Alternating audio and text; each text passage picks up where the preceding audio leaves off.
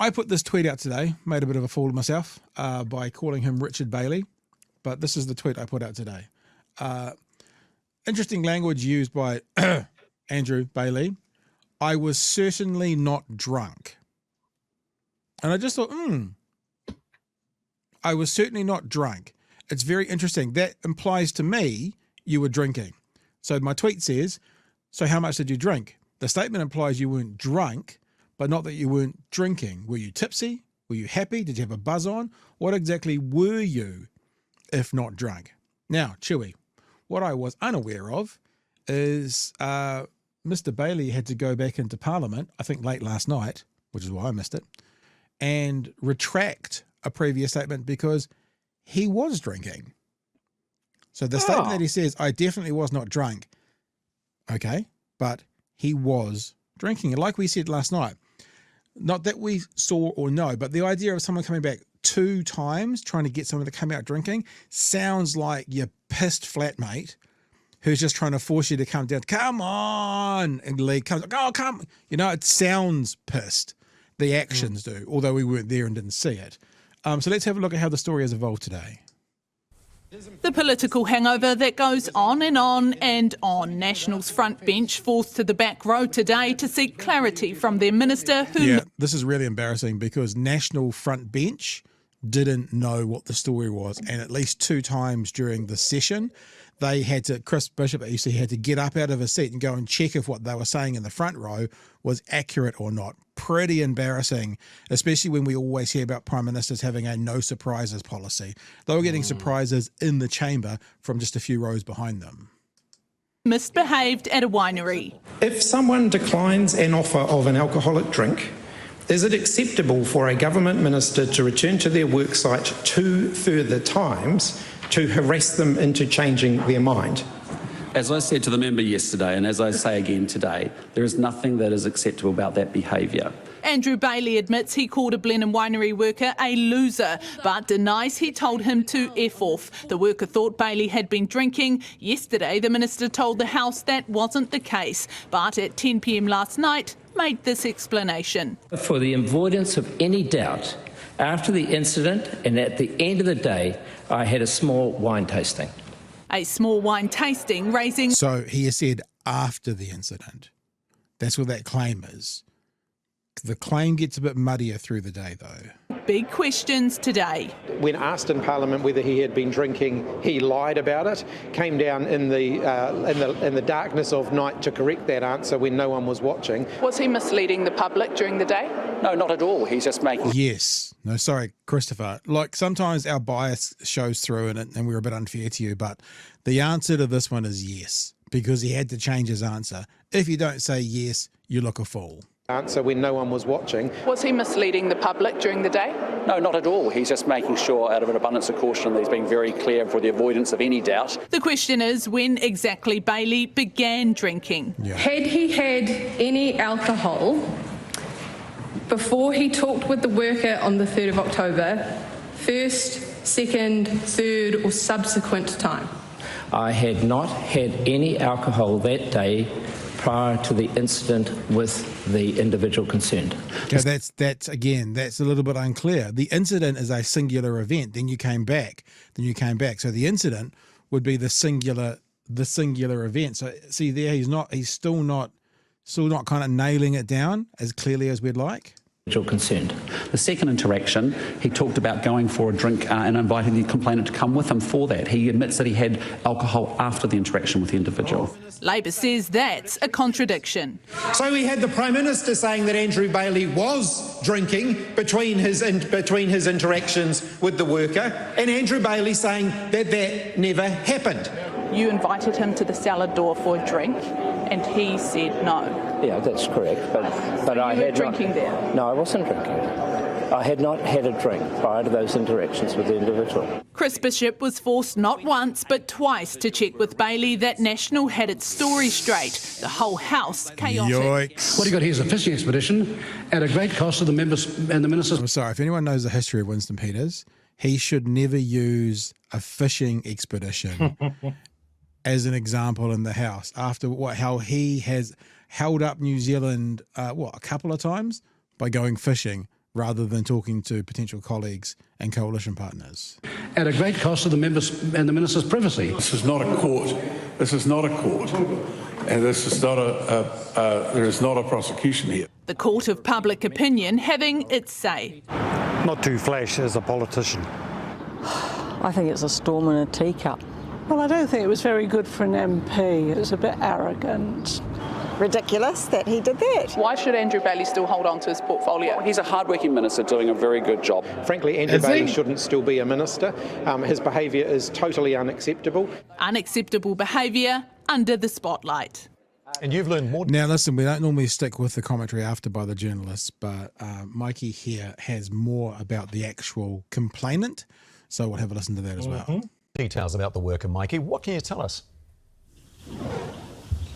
Well, that's right. One News reached out to the worker at the centre of all of this, and through a support person, we were told that they are unable to do any media interviews, but that understandably they are very upset and very devastated by what has taken place. One News has also seen the full letter of complaint, the unredacted version, in which the worker states that he is a former member of the New Zealand Defence Force, and in the letter of complaint he says, and I quote, "I did not dedicate 5 years of my life to the NZDF only to be belittled by an ambassador of the very government I served." He goes on to say that I have been part of the repatriation of fallen soldiers being brought back from South Korea. I have been a part of and led cultural ceremonies for the royal family's visits to New Zealand and other dignitaries, all of which require a form of etiquette severely lacking in Andrew Bailey. Now, for Christopher Luxon, all of this is simply a distraction from what the government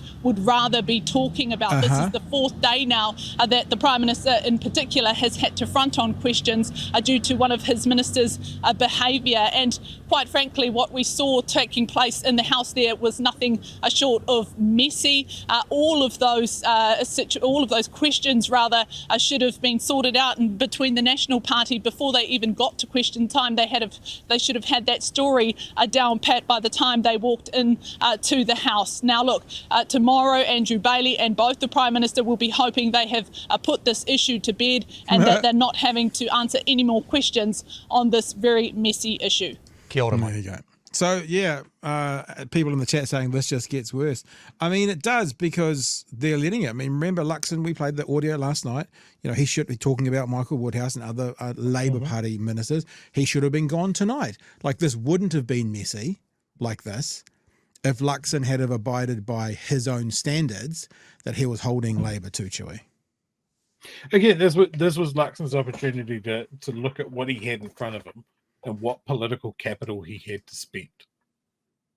Now, he's been terrible at recognizing what political capital is.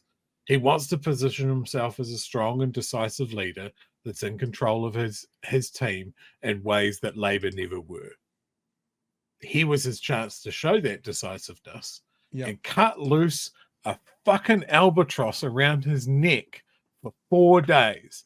I think if anyone...